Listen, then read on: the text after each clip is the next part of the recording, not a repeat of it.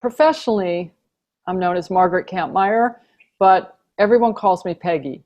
So as we continue our conversation, let's go with that. I can't even explain how this happened. Everyone always asks me, but from day one, my parents named me Margaret and called me Peggy. So that's just kind of how it is. I was born in Rochester, New York, and that's a nice place to be if you're interested in music, because obviously the Eastman School of Music is there.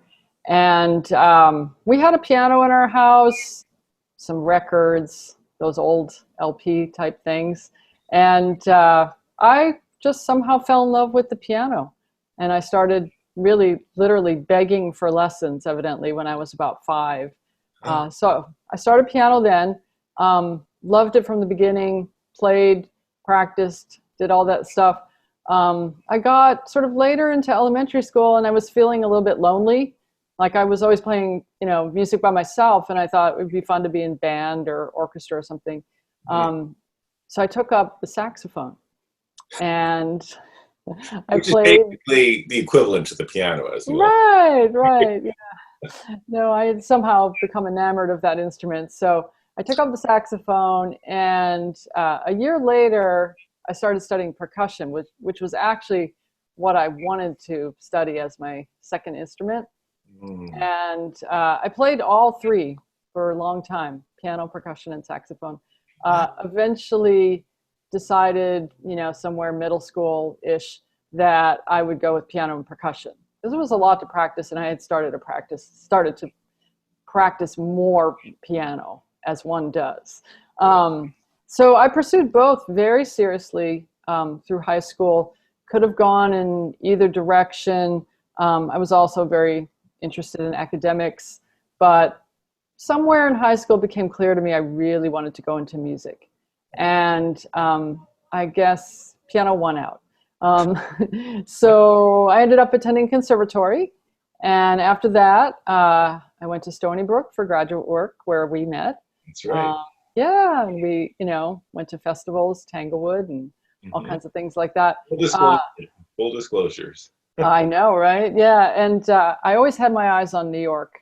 I loved the city from the visits I had had, when I was younger. And so when I finished at Stony Brook, I moved into New York, and that was kind of it. And I'd always played a lot of different kinds of music. I guess with the playing a lot of percussion, obviously I got some rhythmic fluency, and I was a pretty quick study.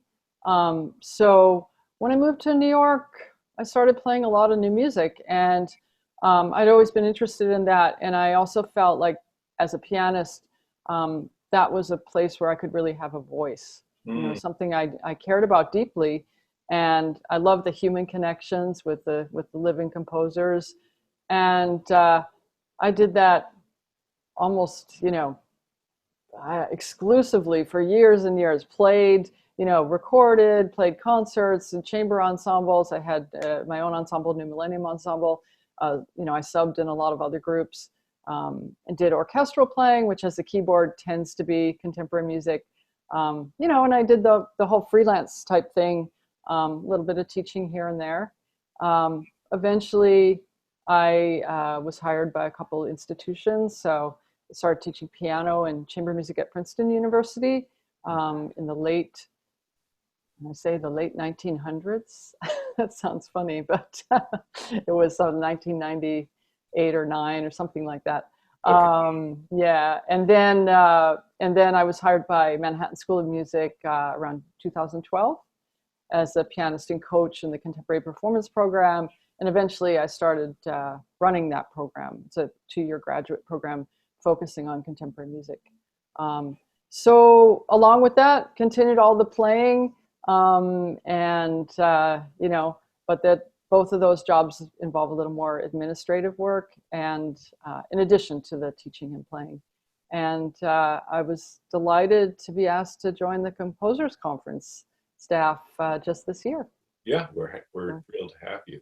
Yeah. I just want to say that I have 2 really sort of indelible memories of you from Yeah. back in the day. Yeah. One of which is when you won the concerto competition at Stony Brook and you played Right. Beethoven's First Concerto. Yes. And in your incredibly thorough methodology to make sure you memorize it, you wrote, I remember you being in the lounge writing out the solo. Yeah. Yeah, I used to do Like, that. that is one way, Right. true way of memorization. I mean, Right. that's basically what we did for centuries Right. up until, you Yeah. know, only about 500 or 600 years ago. Right. Um, I didn't do that with every piece, but yeah, every piece. You're up until wee hours in the morning. right. That, and then the other memory I have is of Carter's triple do. Oh yeah, at Tanglewood. At Tanglewood, and I was like, wow, they seem to be rehearsing an awful lot.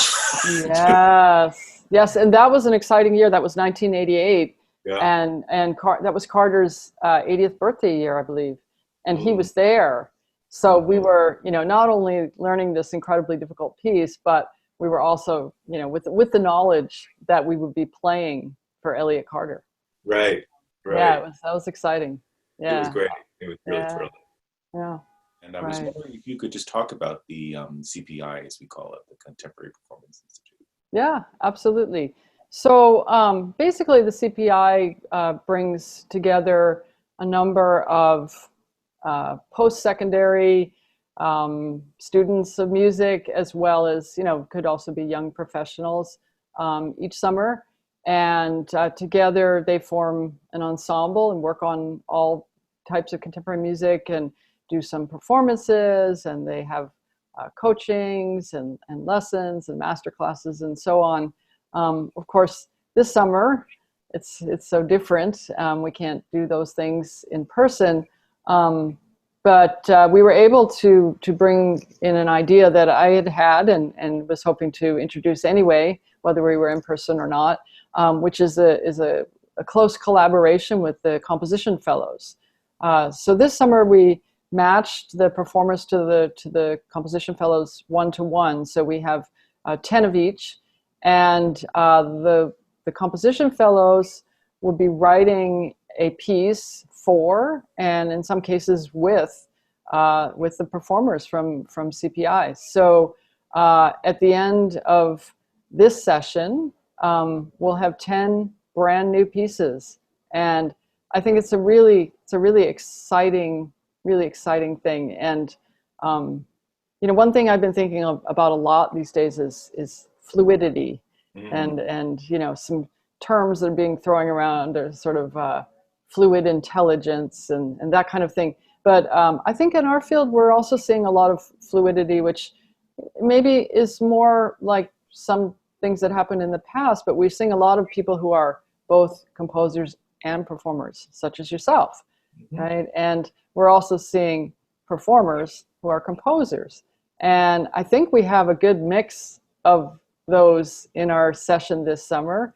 And I think whatever we can do to sort of harness that fluidity and enhance the creativity that comes from that is really positive. Yeah, I totally agree. Yeah. It's always interesting when people talk about these very specific acts and practices, you know, performer, composer, and it is just based on how not just Western classical music, but just how most music throughout the world actually operates. Practitioners are often creators. Yes. And the duration is, you know, just a completely artificial construct. Right. And it's so lovely to see that it's slowly returning to a more, I don't want to say natural, but it seems more organic and less, Right. Yeah. And I think that brings us into the practice of actually making music in a way that seems more, it's more rich, it's more informed by things that previously were really separated out and sort of kept started. Now we don't have to worry so much about that. Right. Absolutely. Yeah, and I think that's one of the great things about this project. So thank you for everything you've done to help make this happen. Absolutely. Yeah. Yeah. So maybe you could talk a little bit about how you see CPI sort of interacts with the other parts of the conference organization, and what goals you have for CPI in the conference. Right. There's, of course, 4 arms of the conference, right, with the composition fellows, the ensemble, the chamber music workshop, and the CPI, right? And I think there's incredible possibilities for interconnectivity there, intergenerational connectivity, and I'm not even sure I know the fancy words for all the things I want to say, but certainly in the past, I know the CPI members have interacted with members of the ensemble who are very much doing what CPI folks may be doing quite soon, right. But they're at the professional level.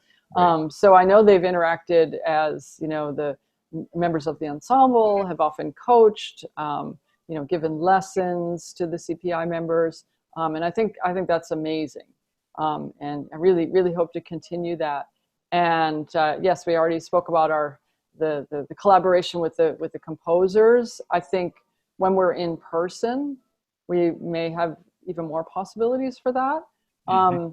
And I think one area where we could really strengthen our connections is with the chamber music workshop, because these are people who are generally active in other fields or professions, but come together every summer to really focus for a couple of weeks on this chamber music, and they may even do that at other times of the year.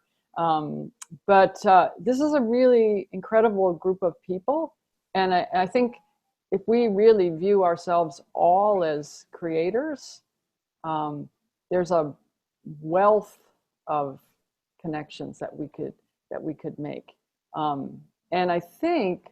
To add to that, this year is, of course, so interesting for everybody. It's both, produces a lot of anxiety and stress, but it also opens up a lot of possibilities. And I had this sort of epiphany a couple of weeks ago as I was walking in the park near my home in New York City. It's a park I walk in all the time. But lately, I've been suddenly discovering all these new pathways that I had never walked on before, or walk down a pathway and suddenly see a new beautifully carved wrought iron gate that I hadn't noticed before. And I realized, it's not the park that was changing. It was me, and that's really due to the limited circumstances of our lives right now. But it opened up a whole new way for me of thinking about, given what we have, what are the new pathways that we haven't explored? And I think that's like a powerful metaphor that that I or we can graph onto almost any life experience. And I think at the Composers Conference, it's just ready made for this, because there's so many, I think, connections that we can move into and embrace as we go forward.